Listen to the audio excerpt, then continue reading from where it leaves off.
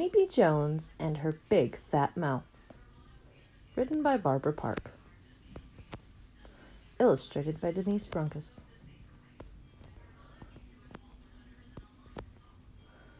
Chapter 1. Punishment.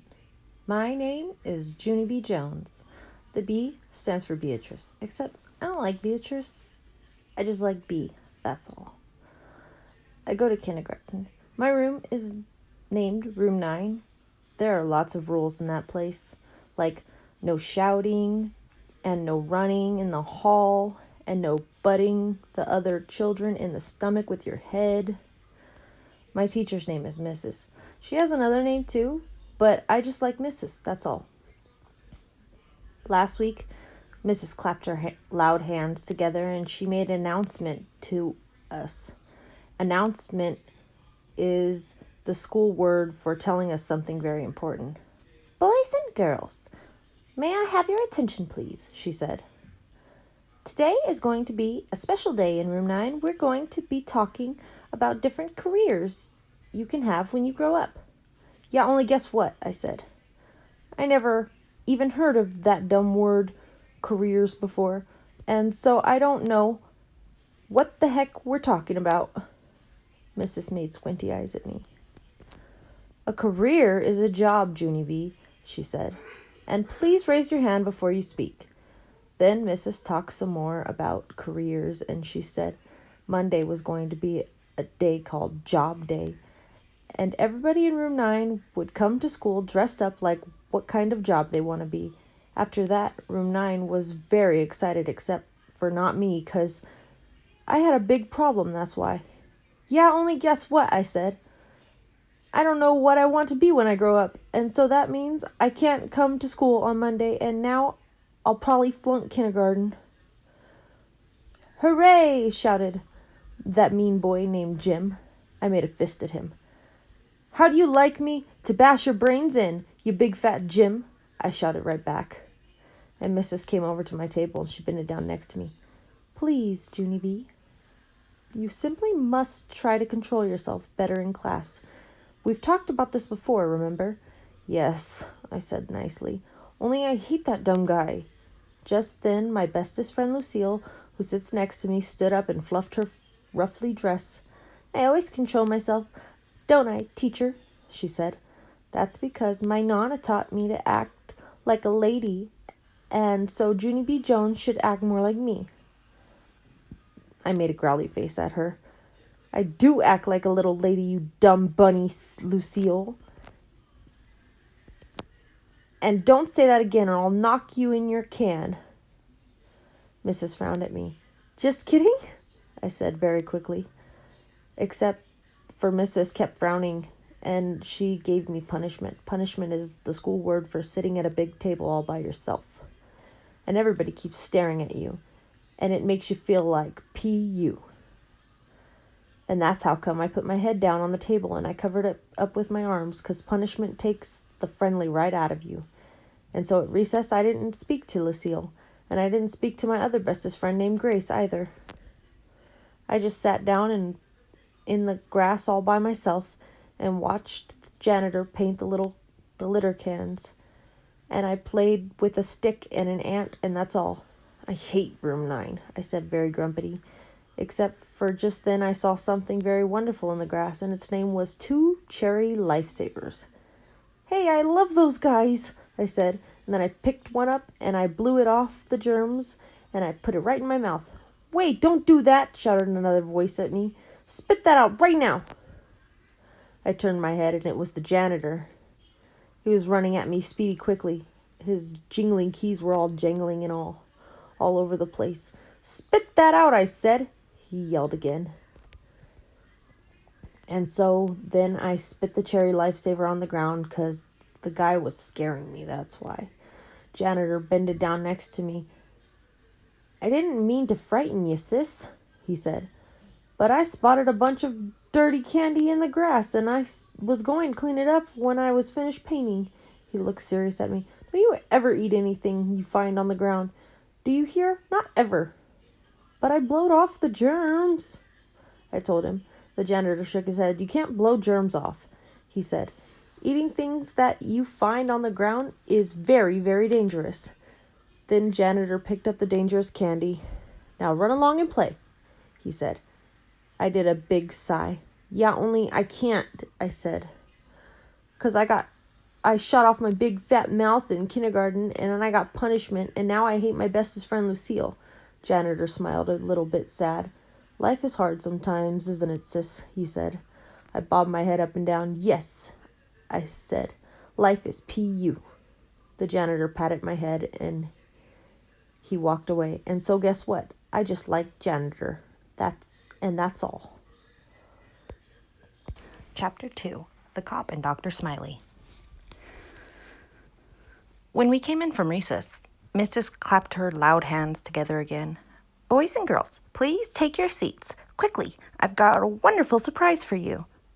Then I got excited inside my stomach because surprises are my most favorite things in the world. Is it jelly donuts? I shouted. Mrs. put her finger to her lips. That means be quiet.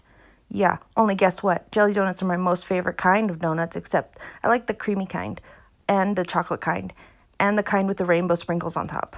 After that, my mouth got very watering, and some drool fell onto the table. I wiped it with my sweater sleeve. Just then, there was a knock on the door. Mrs. hurried to open it. Hey, it's a cop, I hollered, very excited.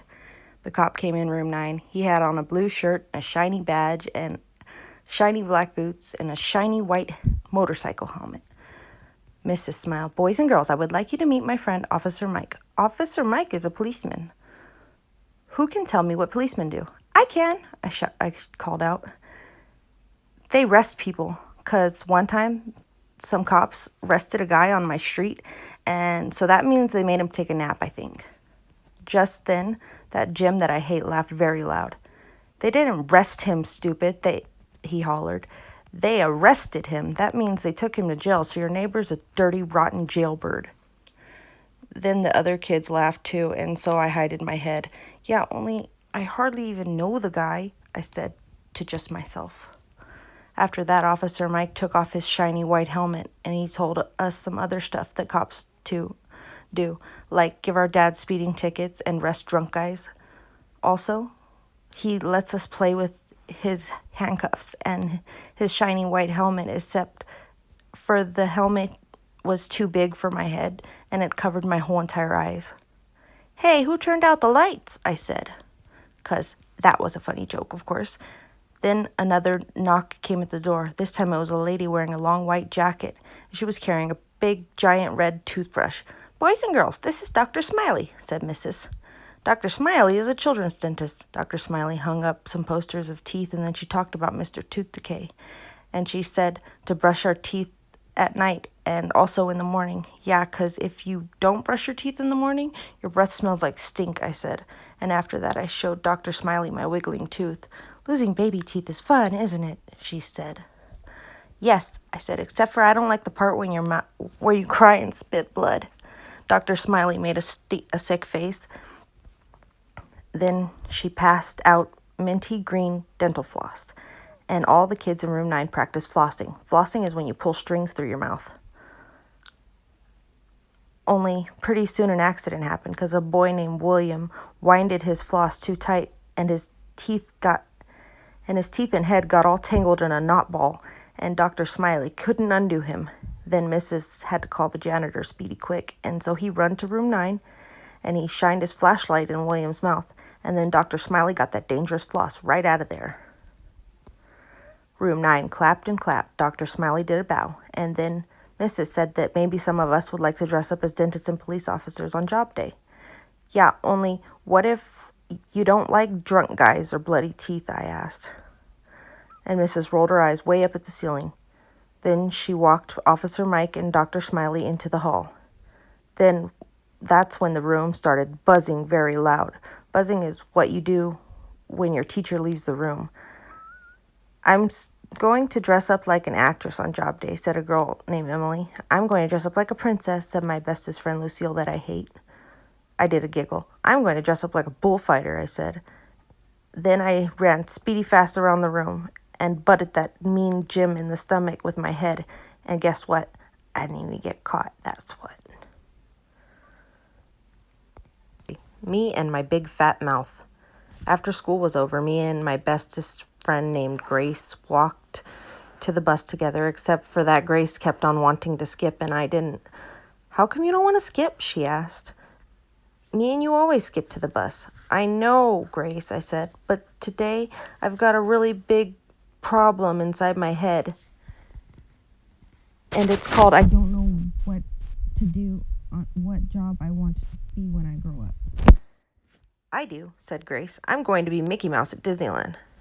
I did a big sigh at her. Yeah, only too bad for you, Grace, I said, because there's only one real live Mickey Mouse, and you're not him. That Grace laughed very hard. Mickey isn't real, silly.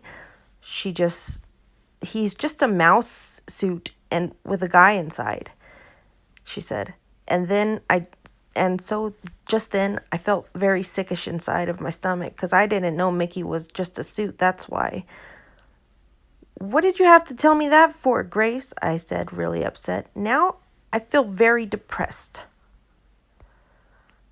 Then I hurried onto the bus and I scooted way over by the window, except I couldn't get any peace and quiet because everybody kept talking about dumb old job day. I'm going to be a famous singer, said a girl named Rose. I'm going to be a famous baton twirler, said another girl named Lenny. Then a girl named Charlotte said she was going to be a famous painter. Famous painters are like artists. They're called artists, she explained. And artists are very rich. After that, I felt a little bit cheerier because guess what? Grandma Miller says I paint beautifully, that's what. Maybe I'll be a famous painter too, I said. I'm going to be a prison guard, said a boy named Roger. My Uncle Roy is a prison guard, and he gets to carry the keys for the whole entire prison. Then my mouth did a smile, because one time my dad gave me the key to the front door, and I unlocked it all by myself, and I didn't even need any help. Hey, maybe I might carry 2 keys too, Roger, I said, because I know how to use those things very good. Just then, William raised his hand very bashful. I'm going to be a superhero and save people from danger, he said. And so then I jumped right out of my seat because that was the bestest idea of all. Me too, William, I hollered, because that sounds very exciting, I think. And so I'm going to save people from danger too. Then that meanie Jim jumped up at me. Copycat, you're just copying everybody else. And anyway, you can't be 3 jobs. You can only be 1. I made a growly face at him. I am just being 1 job, I said, very angry. It's the special kind of job where you paint and unlock stuff and you save people. So there, haha on you. Jim made a cuckoo sign at me. Junie, he said. Junie B Jones. There is no such job like that in the whole universe. Yes, there is. There is too, you big fat Jim, I yelled. And it's the bestest job in the whole wide world. He crossed his arms and did a mean smile. Okay, then what's the name of it? He said. Then the bus got very quiet and everybody was waiting and waiting and waiting for me to say the name of the job, except I just couldn't think of one. And so my face got very reddish and hottish, and I felt like PU again. See, told ya, said that mean Jim. There's no such job. Told ya. After that, I sat down very quiet, and I stared out the window. Because the sickish feeling was back inside my stomach again, that's why.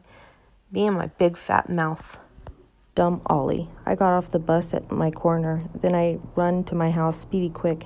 Help, I'm in big trouble, I yelled to my mother, because I accidentally shot off my big fat mouth on the bus, and now I have to paint and unlock stuff and save people from danger. Only what kind of stupid dumb job is that? Back here, called Mother. Back here means the nursery. The nursery is the place where my new baby brother named Ollie lives. I ran there my fastest. Mother was rocking Ollie in the rocking chair. He was a little bit sleeping. I need to talk to you very bad, I shouted some more, because I did a big fib, and now I don't know how to get out of it. Just then, Ollie waked up and he started crying very much. Great, said Mother very growly. Yeah, only sorry, but I'm upset here, I explained. Ollie screeched louder and louder. His voice sounded like a scratchy sore throat. Mother put him on her lap, then she rubbed the sides of her forehead with her fingers, 'cause that's 'cause she had a migraine headache, I think. You're just going to have to wait until I get the baby settled again, she said, grumpy. Yeah, only I can't wait 'cause Mother butted in. Not now, Junie B.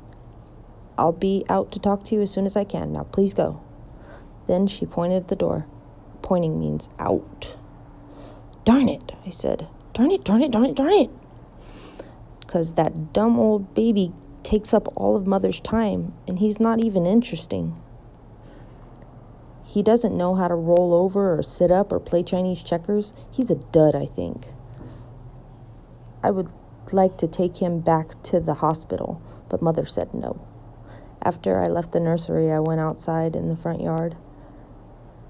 Then I sat in the grass all by myself, and I played with a stick and another ant. Only the stupid ant bited me, and so I had to drop the rock on its head. Finally, my daddy's car came into the driveway, and my heart got very happy. Daddy's home, Daddy's home, Daddy's home, hooray! I yelled. Then I ran to him, and he picked me up and he gave me my biggest hug. I'm very glad to see you, I said, 'cause on Monday I have to dress up like what job I want to be, except I accidentally said I want to paint and save people and carry lots of keys. Only what kind of dumb bunny job is that? My daddy put me down. His eyebrows looked confused. Can we talk about this at dinner? He said. No, I said. We can talk about it right now, 'cause I've already waited all I can, and I'm getting tension in me.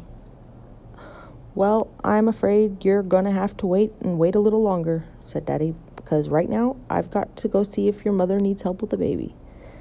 Then he did a kiss on my forehead, and he walked right into the house. And guess what? Sometimes I wish stupid dumb Ollie never came to live with us. Chapter 5, Shining. When I went back inside, Ollie was still very screaming. That's because Mother couldn't find his pacifier. Pacifiers are what babies like to suck on, except I don't know why, because one time I sucked on Ollie's and it tasted like my red sneakers. Just then Mother runned out of Ollie's room, and her hair was sticking out, and her clothes were all wrinkly, and she was wearing one sock, and that's all. Where is it? Where is the pacifier? It didn't just disappear into thin air, you know, she hollered very loud. Then me and Daddy had to help Mother find the pacifier speedy quick, 'cause she was losing her grip, I think. I looked in the couch. That's because sometimes you push your hand way under the cushions and you can find some good stuff under there. This time I found 3 Cheetos and a popcorn. They were very delicious. After that, I looked under Daddy's big chair, only it was too dark to see under there, so I ran to get the flashlight because I learned about flashlights in school. Remember, flashlights are fun to shine in the dark, and I shined it in the dark closet and also in the dark basement steps, and then I remembered another place. And its name was Screaming Ollie's room, because his shades were pulled down for his nap, that's why. I run right in there very fast. Look, I said to Screaming Ollie, I've got a flashlight. I shined it at the ceiling. See that little round circle of shine up there? I said. And then I shined it on his jungle wallpaper. And see the monkeys, Ollie? And the hippopot of something? I asked him. Only Screaming Ollie kept right on screaming, and he didn't even show courtesy to me. Courtesy is the school word for listening, very polite. That's how come I just shined it at his big old fat crying mouth. Except for just then a problem happened, and it's called Mother sneaked up on me in her quiet sock. Junie B Jones, what in the world do you think you're doing? She hollered. I did a gulp, and then my heart got very bumpy, 'cause I was in big trouble, that's why. I'm shining, I said real soft. Out, she said. Out right now. And that's how come I started to leave, except for then the flashlight shined on the floor and I saw something very wonderful down there. Hey, look, it's the pacifier, I shouted. I found the pacifier. It was hiding under the rocking chair. Then she hurried to pick it up and I gave it to Mother. Her face got relief on it. Thank goodness, she said. Yes, thank goodness, I said back. My mother wiped the pacifier off and then blowed on it very hard. Yeah, you can't blow off germs, I said, 'cause that stuff's been on the ground. It's very dangerous. So then Mother gave me the pacifier and I washed it off with soap and water. And guess what? Then I put it right in Ollie's mouth and he stopped crying. Mother looked proud of me. Where did you get so smart? She asked. At school, that's where, I said. And then all of a sudden, my eyes got big and wide because a very great idea popped inside my head. Hey, I thought of it, I hollered. I thought of what I could be for job day. Then I jumped up and down and I run down the hall. Daddy was in his chair reading the paper. I busted through it with my head. I thought of it. I thought of what kind of job I can be when I grow up. Daddy said, slow down to me. That's because he didn't know what the heck I was talking about, of course. Yeah, only I can't slow down, I explained, because I'm very celebrating and now I don't have the tension in me anymore. Just then Mother came into the room. What's all the excitement about? She said. I clapped my hands together. I have an announcement. That's what it's all about. And I said real happy, what is it? Well, what is it? Mother said. Tell us. And so then I stood up straight and tall and I told Mother and Daddy the name of the job I'm going to be when I grow up. That's a good one, right? I said, very excited. That's the bestest job you ever heard of, isn't it? Except for Mother and Daddy didn't answer me. They just kept looking at me and looking at each other. Then Daddy did a funny smile. And Mother said the word, oh boy. Chapter 6, Tingling.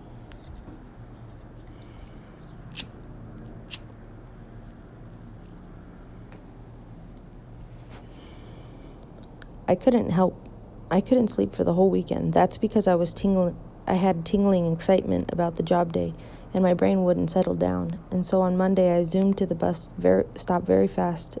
Look, Mr. Wu, I said to the bus driver, look at what I'm wearing. And then I opened my jacket and showed him my clothes. See, it's nice pants and dangling keys and paintbrush, I said, except for I can't tell you what I am because it's my special secret. Then I plopped down in my seat and me and Mr. Wu drove to the next corner. That's where my bestest friend Grace got on. She was wearing Mickey Mouse ears and a dress with red and white polka dots on it. Grace, I said very smiling, you look very beautiful in that dotty thing. I know it, she said. That's because I changed my mind on who I'm going to be when I grow up. Now I'm going to be Minnie instead of Mickey. Then I stopped smiling and my stomach felt very sickish again because that meant Minnie Mouse was fake too. Disneyland is a fib, I said. After that, the bus stopped again and William got on. He was wearing a Superman outfit, except he had the letter W on the front and not the letter S. The W stands for William, he said to Mr. Wu. Does that mean you can fly? Asked Mr. Wu. Then William grinned very big and he held out his arms and he jumped way up in the air, except for he didn't fly. And so he just sat down. After that, other kids got on the bus too. And Roger had on keys just like me and also plastic handcuffs. And Charlotte was wearing a red painted apron with some watercolors in her pocket. And that mean Jim was wearing a white bathrobe. Hey, I've got a bathrobe just like that. Jim, I said very friendly. It's not a bathrobe, dummy, he said. I'm a kung fu karate guy. Jim is a kung fu karate guy, I said to Grace, except for he just got out of the bathtub. Then me and her laughed and laughed because that was a funny joke, of course, and job day was going to be the funnest day in the whole wide world.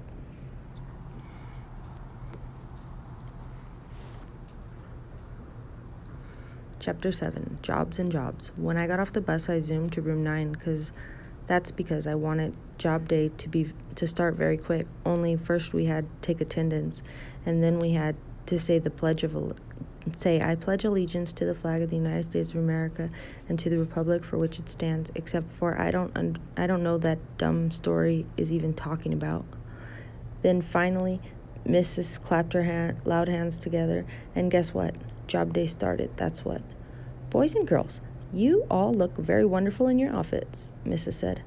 I can't wait to learn what all of you want to be when you grow up. Who would like to go first? I would, I yelled out. Only then my bestest friend Lucille raised her hand, very polite, and she got to go first. Lucille looked the most beautifulest I've ever seen her. She was wearing a new dress that her Nana bought for her. It was the color of pink velvet. Also, she had on shiny pink shoes and socks and bows with lace on them. Lucille's Nana is loaded, I think. Lucille went to the front of the room.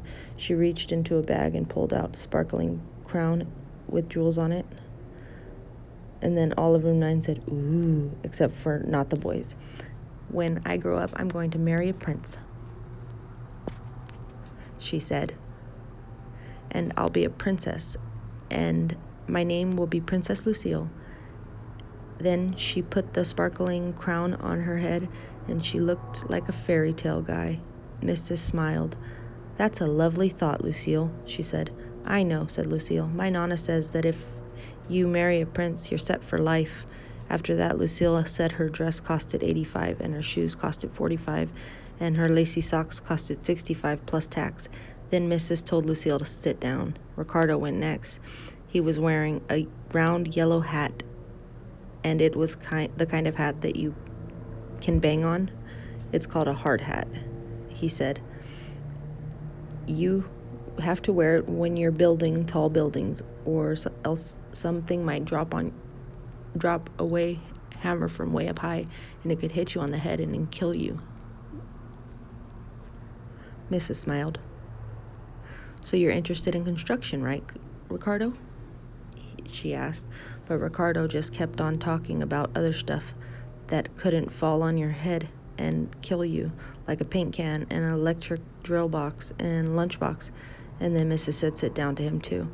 That's when William raised his hand, only he was being very bashful and he wouldn't go in front of the room.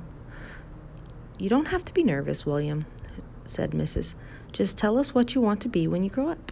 William covered his face with his hands. Super, William, he said, very quiet.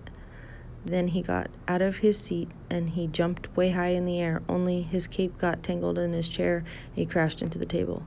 After that, William got very sniffling, covered his face with his hands. Super, William, he said, very quiet. Then he got out of his seat and he jumped way high in the air, only his cape got tangled up in his chair and he crashed into the table. After that, Super William got very sniffling, and Mrs. said that we would get back to him later. Then lots of other kids started talking about their jobs, like a boy named Clifton is going to be a rich and famous astronaut, and a girl named Lily is going to be a rich and famous movie star, and also she wants to direct. And a boy named Ham is going to be rich and famous boss of a big company. And he taught us how to say the word "you're fired." And here's the bestest one of all, because a boy named Jamal Hall is going to be the rich and famous president of the whole United States. Cool, said Ricardo. And then other boys said cool too. I did a secret smile. Yeah, only not as cool as my job, I thought to just myself. Then I raised my hand very polite, and Mrs. called my name. Oh boy, I shouted. Oh boy, 'cause it's mine is even better than the President of the United States. And I zoomed speedy quick to the front of the room. Then my excitement couldn't stay inside anymore. A janitor. I'm going to be a janitor, I hollered. After that, I jingled my jangling keys, and I waved my paintbrush in the air, and I clapped and clapped. Only too bad for me, because nobody else clapped back. And there's something even worse. Room 9 started laughing very much. And it was the mean kind. "She wants to be a janitor," they yelled. And they pointed at my brown pants, and then they called me the name of stupid. And I didn't know what to do because I felt very crumbling inside. And so I just kept on standing there, and then my eyes got a little bit wet. And then my nose started to running very much. That's how come I covered my face. "They're not having courtesy for me," I said real soft. Only just then Mrs. clapped her angry hands together and scolded Room 9 a real lot. "Junie B is right," she said. "Being a janitor is a very important job. You have to be hardworking and reliable and very, very trustworthy." I peeked through my fingers at her. "Yeah, and don't forget the part where you have to save people from danger," I said. Then that Jim that I hate laughed right out loud. "Janitors don't save people from danger, you goony bird," he said. I stamped my foot at him. "Yes, they do. They do too, because one time I was eating a dangerous lifesaver and the janitor made me spit it out. And he brought his flashlight to Room 9 and he saved William from the dangerous dental floss." Then I held up my jangling keys. "And you see these things? Keys are what janitors unlock bathroom doors with, or else we couldn't have a toilet to go to." And then I showed him my paintbrush. "And janitors paint litter cans too," I said. "And painting is the funnest thing I love." That Jim did a smile at me. "Yeah, well, too bad for you, but you're a girl and janitors have to be boys, so there." I run to his table. "No, they do not, you stupid head Jim," I said. "Girls can be anything boys can be. Right, Mrs.? Right? Because I saw it on the Sesame Street and also Oprah." Mrs. did a smile. Then my bestest friend Grace started to clap. And then guess what? All of the other girls in Room 9 clapped too. Chapter 8, Gus Villani. Today, janitor came to the Room 9 for show and tell, and it was the funnest day I ever saw. That's because he brought his very big toolbox with him, and we played a game called Name the Tools. And guess what? I knew the saw and the hammer, and the metric socket set with adjustable ratchet. Then janitor showed us how to use the stuff, and Charlotte got to shine his giant flashlight, and and my best friend Grace got to push his big broom, and Lucky Duck Lucille got to clean the chalkboard with the squishy sponge. Except for then a little bit of trouble happened because I wanted the mop, only that stupid head Jim wouldn't let go of it, and so I had to pinch his arm. After that, the mop got removed from us. Removed is the school word for snatched right out of your hands. After that, janitor sat in a chair, and Room 9 all sat around him, and he told us all about himself and his job. And guess what?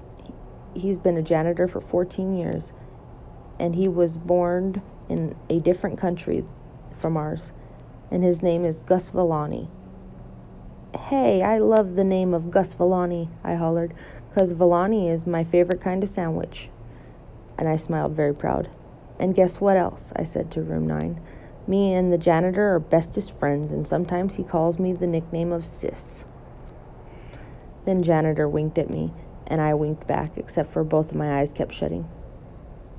And so I had to hold one of them open with my fingers. "I really like that Gus Villani," I whispered to my bestest friend, Lucille. Only that dumb girl named Lily heard what I said, and she started singing, "Junie B's got a boyfriend, Junie B's got a boyfriend."